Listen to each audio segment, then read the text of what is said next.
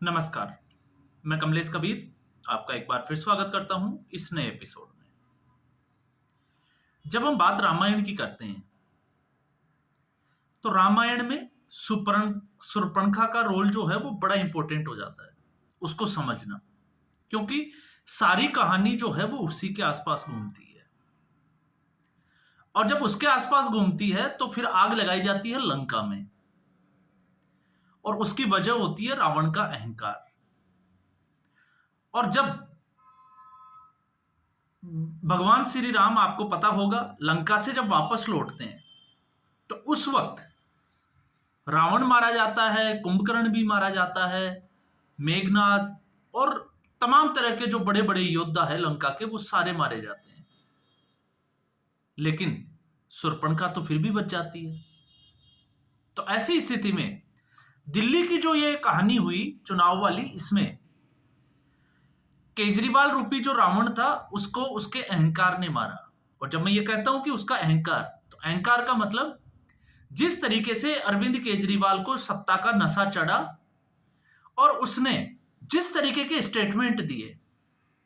क्योंकि इस देश में एक बड़ी खास बात थी, लगातार 2014 के बाद से जनता हमेशा, आपने देखा होगा, लोकसभा चुनाव में नरेंद्र मोदी के साथ खड़ी नजर आती है।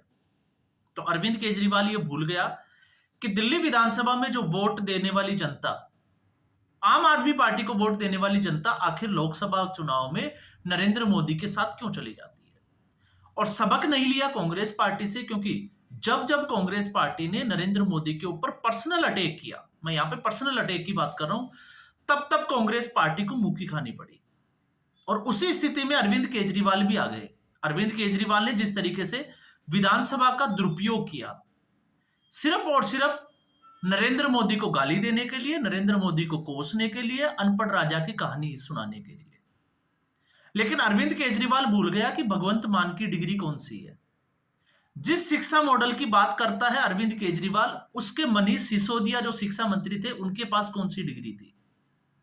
वो तो कभी सार्वजनिक नहीं की, लेकिन चूंकि नरेंद्र मोदी को कोसना था इसलिए, और अपने आप को नरेंद्र मोदी की टक्कर में खड़ा करना, यही एक अहंकार था। और उस अहंकार के चक्कर में पूरी लंका जो है वो जलकर राख हो गई। और जब उसमें रही सही कसर की मैं बात करता हूं, क्योंकि कुंभकर्ण या जो भी योद्धा थे, आपने देखा होगा, सौरभ भारद्वाज तक निपट गए। लेकिन जब मैं इसकी बात करता हूं शूर्पणखा के उस संदर्भ में, तो मैं यहां पर आतिशी मार्लेना को सीधे शूर्पणखा नहीं कह रहा, मैं इसके जो है वो संदर्भ में कुछ कह रहा हूं।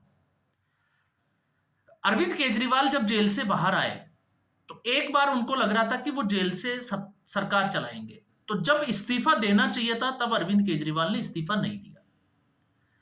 फिर उसके बाद में वो आए और मॉरली जिस नैतिकता के आधार पे उन्होंने इस्तीफा देने की कोशिश की कि 2 दिन बाद वो इस्तीफा देंगे और नए सीएम का ऐलान होगा, तो उस वक्त अरविंद केजरीवाल को और आम आदमी पार्टी को जरूरत थी कि एक मजबूत मुख्यमंत्री कैंडिडेट जो है वो दिल्ली को दिया जाए और दिल्ली की जनता को यह दिखाया जाए कि अरविंद केजरीवाल के बिना भी इस पार्टी में दूसरे मजबूत नेता है। लेकिन ऐसा नहीं होने दिया। अरविंद केजरीवाल ही पार्टी है और पार्टी ही अरविंद केजरीवाल है। आम आदमी पार्टी बस इसी घालमेल में जो है वो एक ही जगह पे आकर फंसी रही। तो मुख्यमंत्री का चेहरा बनाया गया आतिशी मार्लेना को, जिसका दूर दूर तक जो है वो आप देखोगे तो नाम भी नहीं होगा, क्योंकि उससे पहले नाम आता है मनीष सिसोदिया को। लेकिन अरविंद केजरीवाल को पता था कि मनीष सिसोदिया को अगर मुख्यमंत्री बना दिया तो उनके हाथ से बाजी निकल जाएगी। तो उन्होंने पहले ही जो है वो मनीष सिसोदिया के लिए कह दिया कि मैं और मनीष सिसोदिया जब तक किसी पद पे नहीं आश्रित होंगे या पद नहीं संभालेंगे, जब तक कि जनता जो है या जनता की अदालत में हमें क्लीन चिट ना मिल जाए। और उसके बाद में जब आतिशी मार्लेना को मुख्यमंत्री बनाया गया तो आतिशी मार्लेना को एक मजबूती दिखानी चाहिए थी, लेकिन जिस तरीके से आतिशी मार्लेना ने नौटंकी की, यहां से जनता का जो है वो विश्वास उठना खड़ा हो गया। और यहां पर आपने एक चीज और देखी होगी, आतिशी मार्लेना को खुद आम आदमी पार्टी के जो नेता थे वो खड़ाऊ मुख्यमंत्री कहते थे, और आतिशी मार्लेना ने वो ही किया। मैसेज दिया जनता को कि वो एक कमजोर मुख्यमंत्री है, क्योंकि इस मुख्यमंत्री की कुर्सी की सारी कमान जो है वो अरविंद केजरीवाल के हाथों में ही है। भले ही सुप्रीम कोर्ट की उस टिप्पणी के बाद में अरविंद केजरीवाल ने इस्तीफा दे दिया। तो नौटंकी हुई, ड्रामेबाजी हुई, सब कुछ जो है वो देखा दिल्ली ने। और जब चुनाव परिणाम आए तो आम आदमी पार्टी का क्या हश्र हुआ, और उस हश्र हुआ।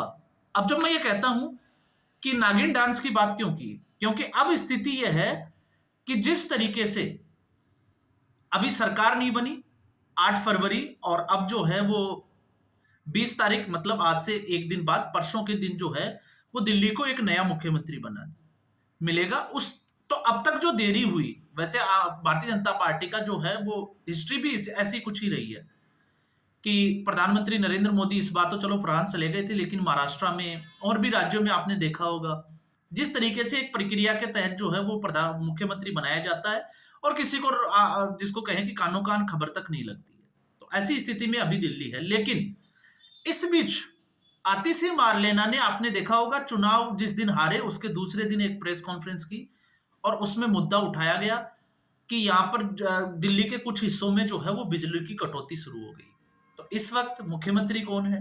कार्यवाहक मुख्यमंत्री के तौर पे है आतिशी मार्लेना।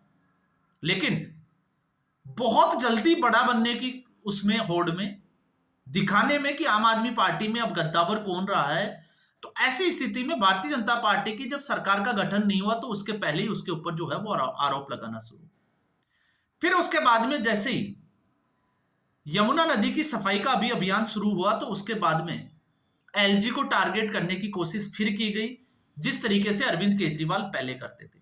अब अरविंद केजरीवाल कहां है ये तो जो है वो किसी को ही नहीं पता होगा, क्योंकि अरविंद केजरीवाल की अब खबरें नहीं आती। और राजनीति का ये असूल भी है, क्योंकि अरविंद केजरीवाल ना एमएलए हैं ना वो मुख्यमंत्री रहे हैं। ऐसी स्थिति में अब जो है वो लाइमलाइट में रहेगा जो नेता प्रतिपक्ष बनेगा। तो क्या फिर आतिशी मार्लेना नेता प्रतिपक्ष के लिए अपना दावा जो है वो मजबूत कर रही है? तो ऐसी स्थिति में दूसरा एक कैंडिडेट जो है वो फिर सामने आ जाता है, और वो है गोपाल राय।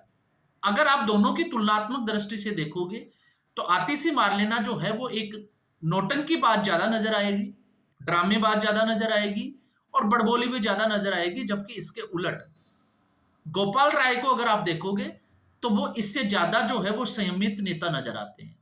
तो अब सवाल खड़ा यह हो जाता है कि नेता प्रतिपक्ष कौन होगा? क्यों? क्योंकि विधानसभा में जो नेता प्रतिपक्ष होगा, अब दिल्ली की जनता उसको सुनेगी विपक्ष में, मीडिया जो है वो उससे सवाल जवाब करेगा, इसलिए यह पद जो है वो अपने आप में बड़ी अहमियत रखता है। तो ऐसी स्थिति में अब गोपाल राय की दावेदारी जो है वो भी मजबूत हो जाती है, क्योंकि आतिशी मार्लेना ने, आप सोच के देखिए कि पार्टी का एक सर्वे सर्वा, अरविंद केजरीवाल चुनाव हार जाता है, मनीष सिसोदिया हार जाता है, सौरभ भारद्वाज हार जाता है, और भी बहुत सारे लोग जो चुनाव हार जाते हैं। तो आतिशी मार्लेना किस हैसियत से जो है वो डांस कर रही थी कि वो चुनाव जीत गई है। और अगर वो चुनाव जीत गई है, अरविंद केजरीवाल निपट गया, मनीष सिसोदिया निपट गया, तो इसका मतलब अब आम आदमी पार्टी की जो कमान है वो आतिशी मार्लेना के पास रहेगी। तो ऐसी स्थिति में वो जो डांस था वो आम आदमी पार्टी और अरविंद केजरीवाल को बहुत अकरा, जिसकी खबरें जो है वो बहुत बार बाहर आई।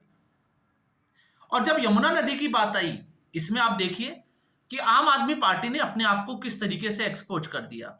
जो काम 11 साल में अरविंद केजरीवाल की सरकार नहीं कर पाई, अभी पार्टी में आप सरकार का गठन नहीं हुआ भारतीय जनता पार्टी की, उससे पहले ही जो है वो यमुना नदी की सफाई का काम जो है वो शुरू हो गया। और इसका ये काम अभी से शुरू नहीं हुआ, ये वैसे अगर आप देखोगे तो जनवरी 2023 में ही इसकी नींव रख दी गई थी एनजीटी के साथ, एलजीपी के सक्सेना में। और जब जुलाई में ये काम जो है वो इसके ऊपर पूरा एक प्रोजेक्ट तैयार हुआ, तो उसको रोकने के लिए अरविंद केजरीवाल 10 जुलाई 2023 को पहुंच जाते हैं सुप्रीम कोर्ट, और 11 जुलाई को चंद्रचूड़, मैंने कल ही एक वीडियो बनाया था, कल परसों, उनकी अध्यक्षता में जो है वो उसके फैसले के ऊपर रोक लगा दी जाती है। और फिर उसके बाद में स्थिति जो है वो जस की तस बनी रहती है। तो अगर उस वक्त एनजीटी और एलजीबी के सक्सेना को यह काम करने दिया जाता, उसमें रोड़ा नहीं बनती आम आदमी पार्टी, तो आज ये स्थिति आम आदमी पार्टी की नहीं बनती कि वो यमुना नदी के साफ सफाई के मामले में खुद जो है वो जनता के सामने आकर सॉरी बोले, क्षमा याचना करे।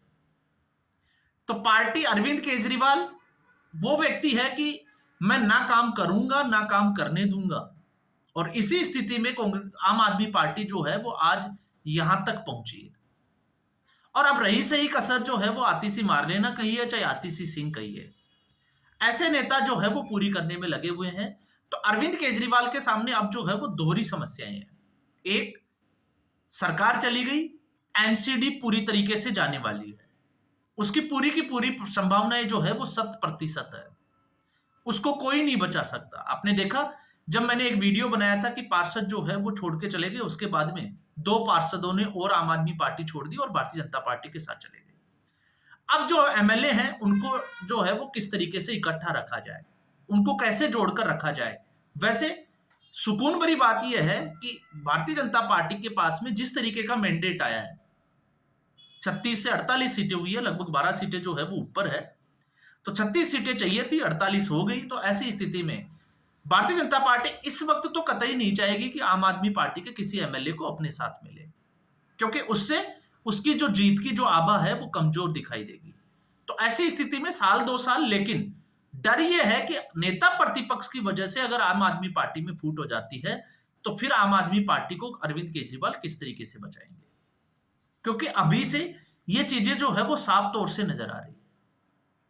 तो एमसीडी कब जाएगी नहीं जाएगी वो अप्रैल में जो है वो विषय आता है, क्योंकि अप्रैल में फिर मेयर का चुनाव होना है। लेकिन उससे पहले आम आदमी पार्टी अपने ही बनाए हुए घेरे में जरूर फंसती हुई नजर आती है, और उस घेरे में अब जो है वो उसके लिए जिम्मेवार अगर कोई है तो वो सिर्फ और सिर्फ आतिशी मारलेना नजर आती है, उसका वो डांस नजर आता है। आप देखोगे तो ये जो है वो अपने आप में राजनीति के हिसाब से अगर हम देखते हैं तो ये एक बहुत बड़ी बात है कि पार्टी पूरी चुनाव हार गई और बुरी तरह हार गई, और उसमें जो है वो एक मुख्यमंत्री जो रही हुई है वो अगर खुशी जश्न मनाए तो आप समझ सकते हैं कि मामला कितना गंभीर है। तो आज के एपिसोड में बस इतना ही, फिर हम एक नए मुद्दे के साथ में हाजिर होंगे। तब तक के लिए धन्यवाद।